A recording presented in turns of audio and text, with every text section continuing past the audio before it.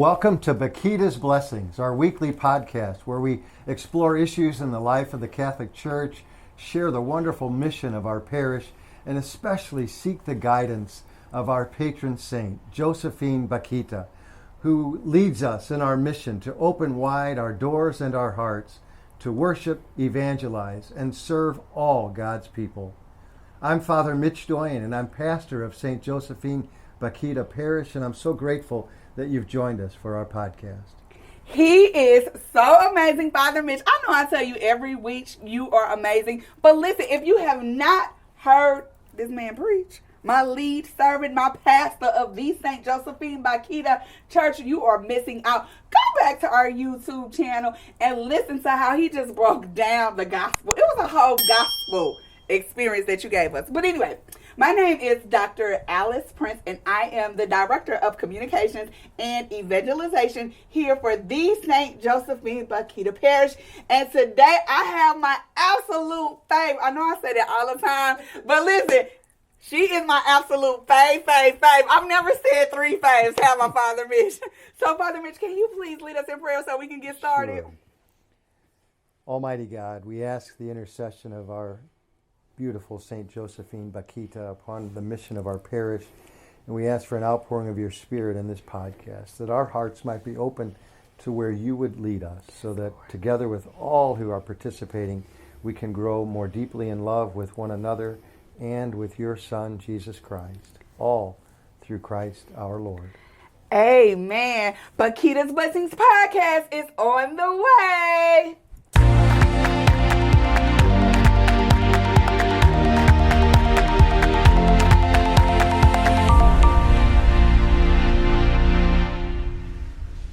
Hello, St. Josephine Bakhita, Bakhita's Blessings community.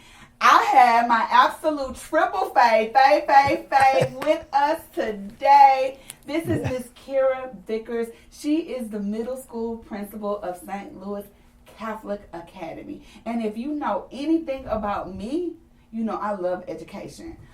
It was funny because when I first received my doctorate degree, my kids were like, "We rich now," and I was just like, "No, we rich in spirit. We rich in spirit." You know, because education, you know, and I explained to them that I got my doctorate degree, my education for my community, and it belongs to them, right? And so this is another young, courageous Black woman who also believes in the power of education, holding kids accountable to high standards. High scholarly standards. Not to mention she is on an amazing board, which we will talk about because she has a love for immigrant families, and that's very important to her. So I am Kwira. You're my fave. Three faves. Four. Oh, you want to be four? Okay. But before we just bring it to you, I'm going to toss it to Father Mitch, and he's going to say something good about you too. Okay. Well, Kwira, I'm just grateful that you're here, and I'm also grateful for your mission of St. Louis Catholic Academy. I mean, the work that you're doing, especially with the middle school children, I mean, it's the most important work in the world. And I love visiting the school. Yeah, I mean, we love having you. The kids are so responsive and joyful, and it's just a beautiful, beautiful mission. And your leadership is making it happen. So thank you for being a part of it. Well, you're welcome, and thank you so much. Listen, Kwira, one time I was bragging on you to Father Mitch, and I was trying to show him that Excel spreadsheet you had with all the numbers, and I don't think I explained it right, but I was like, no, this is growth in this area. Remember, I was down here, I was like, this is growth. No, we are counting growth, and here are all the kids that grew, and the math, and the this, and the that, and I was just bragging on you because I'm just so excited. So, Kwira, welcome to Bakhita's Blessings podcast. Thank you so much for being here. Well, thank you for having me. You are absolutely welcome. You are a part of community. So, my first question to you is: education is important, but it's hard. What role does your faith play in your job as an educator? Oh, honestly, it's the foundation of it.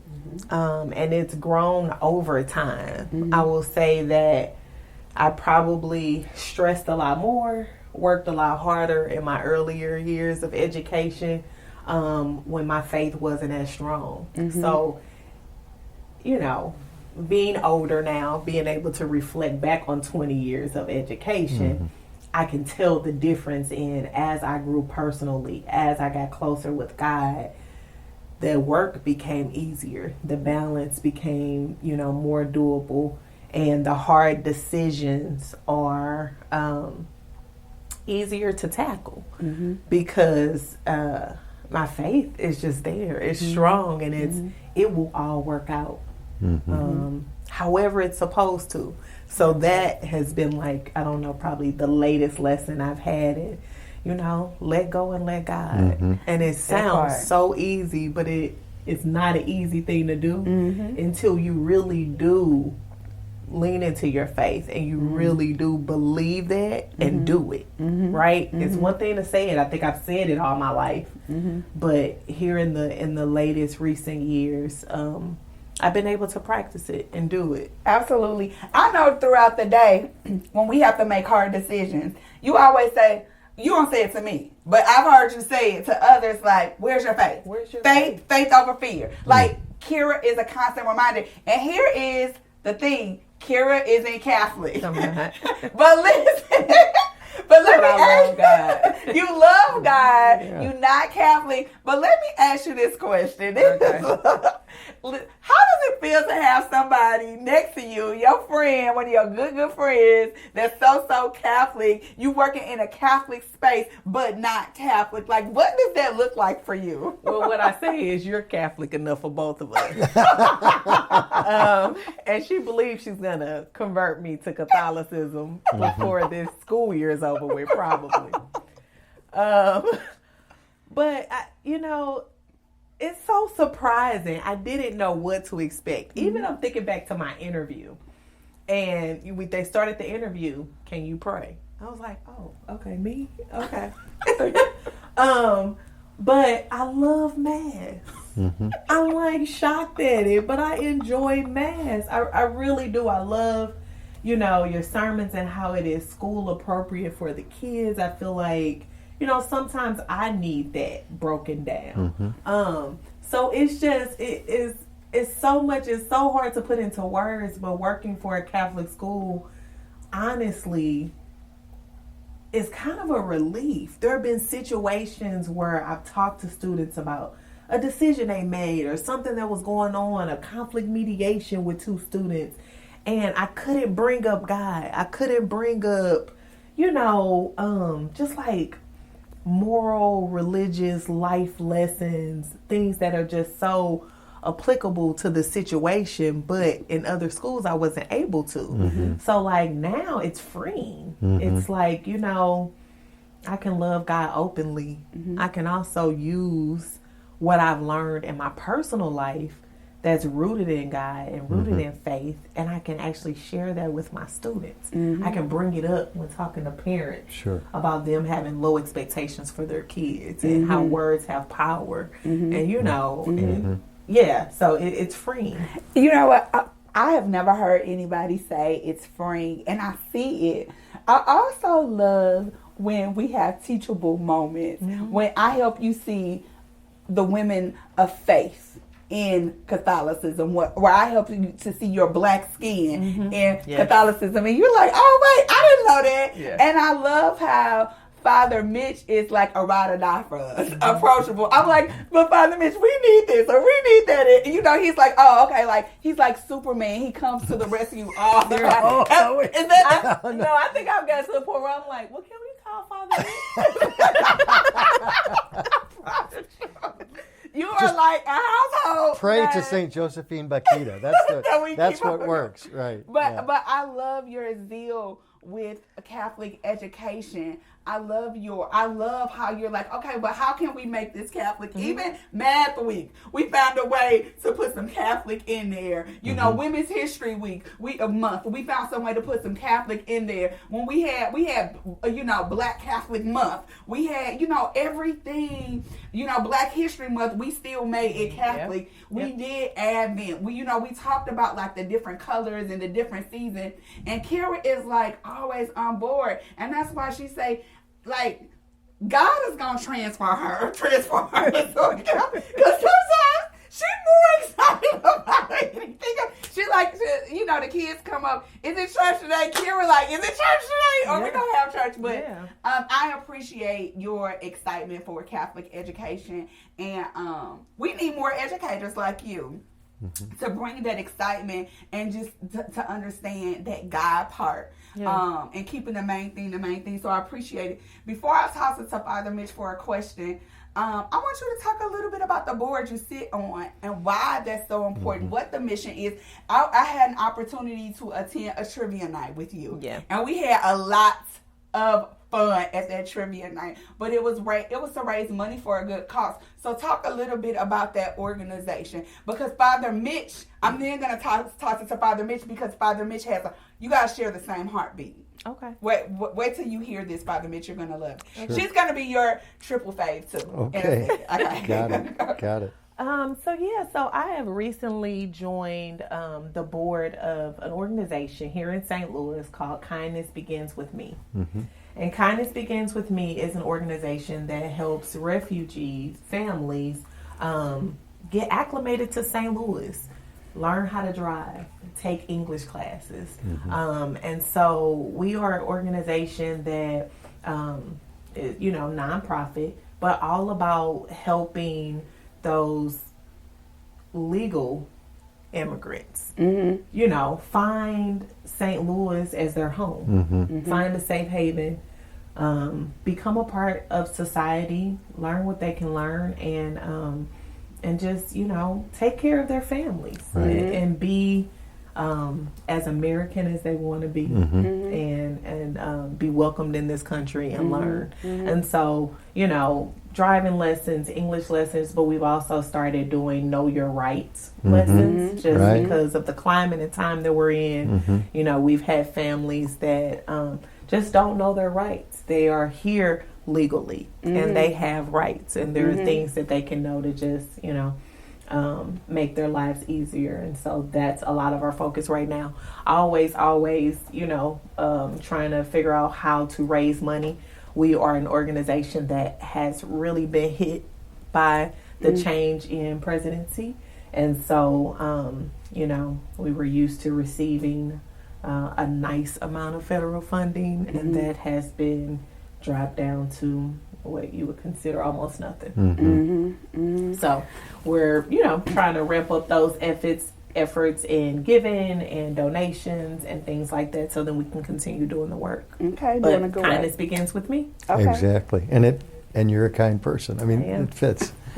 So I appreciate looks to me like you're just doing what you can do, and not letting all that other stuff distract you from loving your neighbor right here, right now. And I think that's, if we remain committed to that, I think that can make all the difference in the world. So, and everything will work out. Right.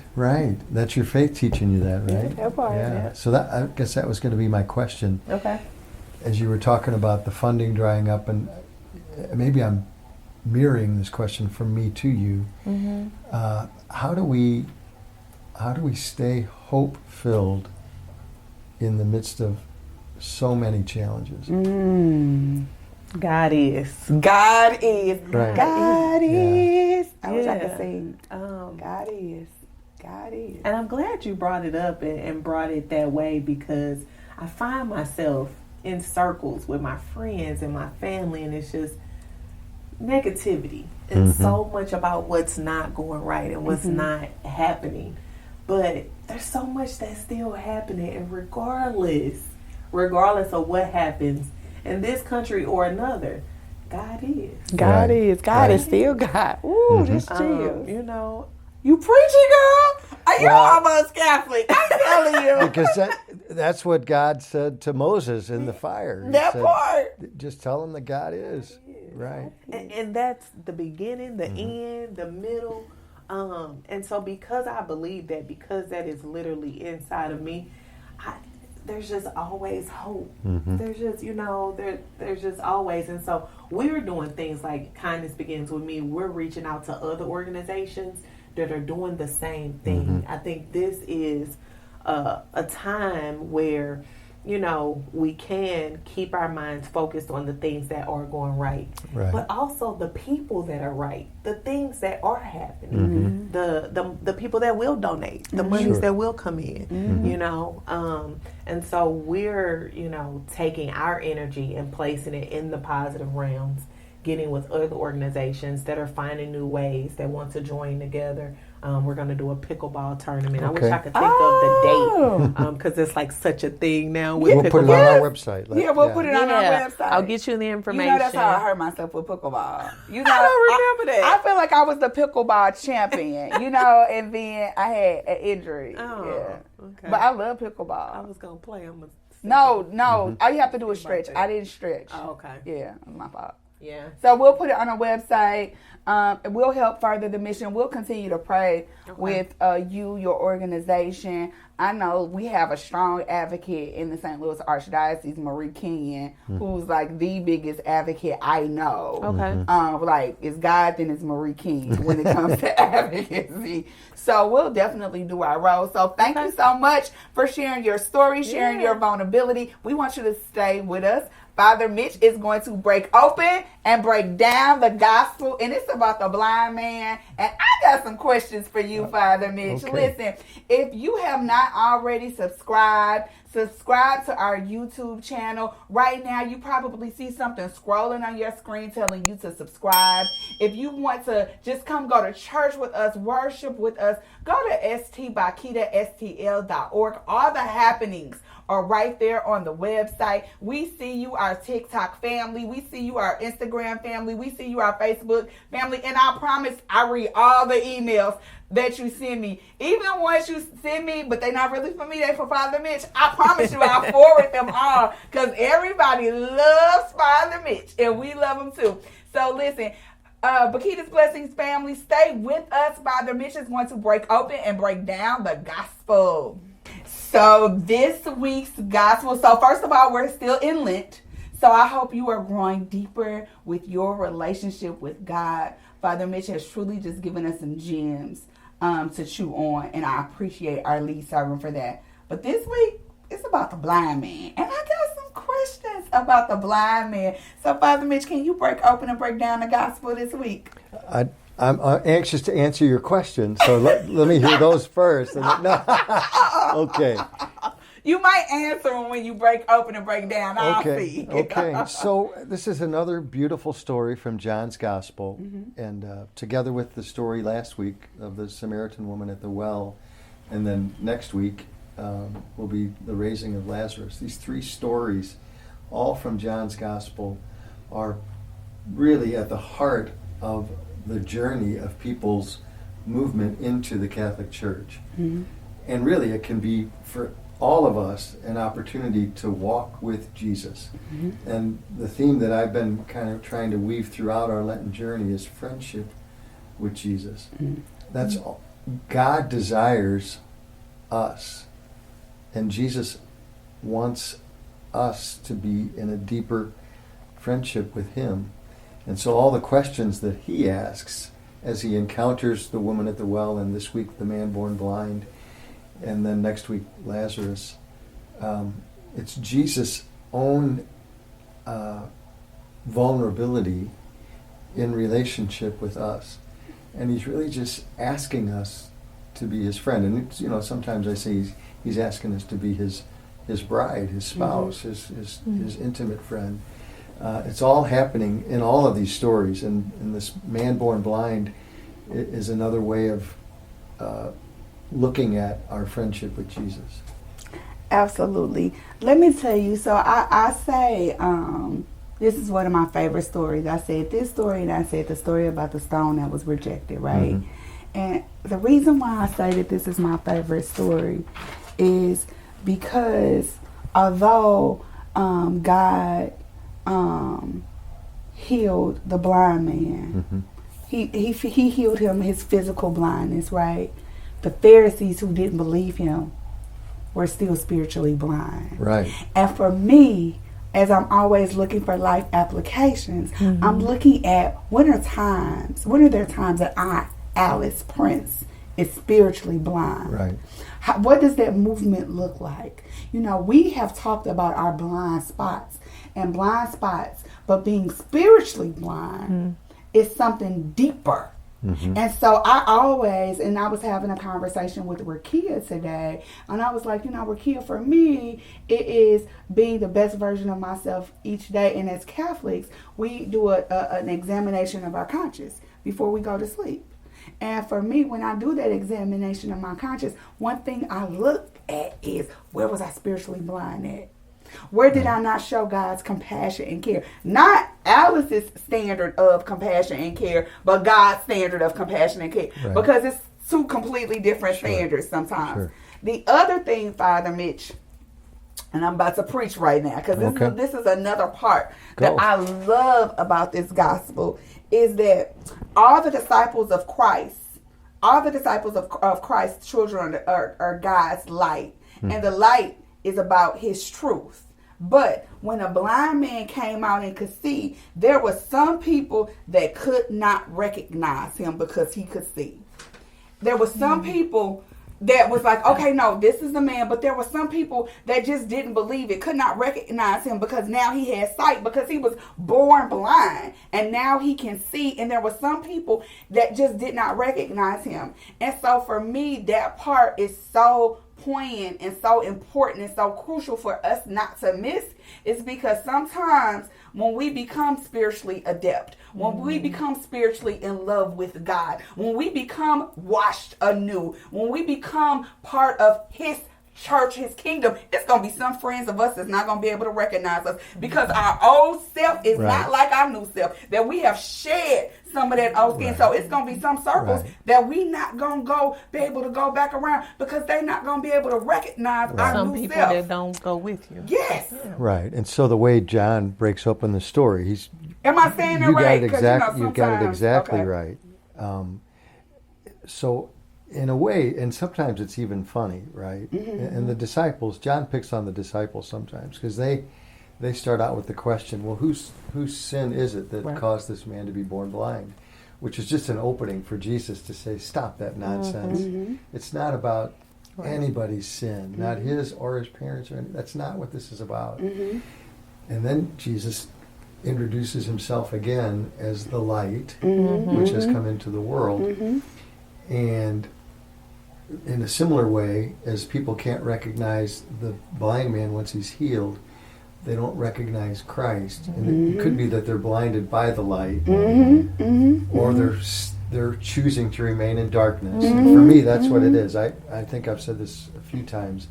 My first move in the face of any challenge, or whenever I feel frightened, I isolate and I distance myself from community, which is really not a good place for me to go. I need to trust enough to step out and stay connected. So what we see in the story is the Pharisees, the parents, the neighbors, everybody is so worried about what anybody else might think that they cannot say the truth that is so evident right in front of them. The parents know how their son was restored to sight, but they won't answer the question because they're afraid that they won't be welcome in the synagogue. And the Pharisees, it's right in front of them. They've been watching Jesus for a few months at least now, and they know, but they can't bring themselves to say it because everything they base their faith on seems vulnerable. So they remain in the fear, they remain in the dark, right? And so maybe the invitation is for us to trust God more and let go of whatever we're afraid of. And certainly to let go of what anyone else might think. And I think that's what you were getting at. Yes. You know, if somebody calls me a holy roller or a raving this or lunatic or whatever, I'm really not going to worry about that, right? Because we got work to do. I think that's what you were talking about, Kwira. I mean, this work that's before us is way more important than what anybody else might think about it. Yeah. Right? That part, you know, it was so interesting to me when the parents was like, listen, I know that he was born blind. I know he was my son, but anything else, ask him, question him about it. I'm like, how you gonna put that on your kid? like, you know, not kid, but man like that. You know, it's like you said, like they didn't want to own the true power and light that God like healed him. And just again for me, like sometimes like you may not recognize me, and that's okay. You may not, you know, and so let me ask you this question. And a part of this Bakhita's blessings, like we want our community to grow in faith and grow in their journey with God. I know every time that I come here, I grow. I just do. And I feel like our producers, we love you, Baylon. We love you, Rakia. Our producers feel the same way. Because Baylon keeps showing up day after day to come. Give us some life applications. I always ask him, like, take me through the week. And I say me, but it's the whole community. Take us through the week. It's Lent. How do we use this gospel to be a better version of ourselves? What do we take from this? Well, I think the prayer this week, there's a beautiful song which I won't sing. I'll spare you that. But help me to see your face. Because really, Jesus is inviting us into a friendship. And what's beautiful about the man born blind, physically, he's the only one in the scene who cannot see Jesus at the beginning. Wow. That's another But like you said before, spiritually, he's really the only one who recognizes Jesus as the Christ. Ooh, that's deep. You preaching. And so I think we all, maybe the prayer can be, help me to see your face. Help me to trust your love. And we do that. Every person that we encounter is an opportunity to witness God's grace. Absolutely. If we have eyes to see. And that's the real challenge, because no matter who we bump into, no matter the circumstances, even if it's, you know, somebody who is, you know, criticizing us or saying something mean or whatever's happening, God is, right? And to stay awake to that truth and give us eyes to see you no matter the circumstance. Oh my gosh. Oh, Kira, this is good. It's good. Listen, we got a Catholic priest that can preach candy. Look at you. You need some tissue, Kira. Okay. Listen, thank you so much, Bakhita's Blessings Podcast, for just being with us on the journey. Listen, keep praying for us. We get all of your emails. We get all of your prayers. Please do not stop praying for us. Thank you so much for joining. And if you have not already liked or subscribed, please do so right now. We are trying to hit 1,000 friends on YouTube, and we can only do that with your help. So thank you so much. And I look forward to seeing you next Monday at Bakhita's Blessings Podcast. Bye-bye. All right. You see what Father Mitch do? He go like this. He threw it. He threw it back at you. So.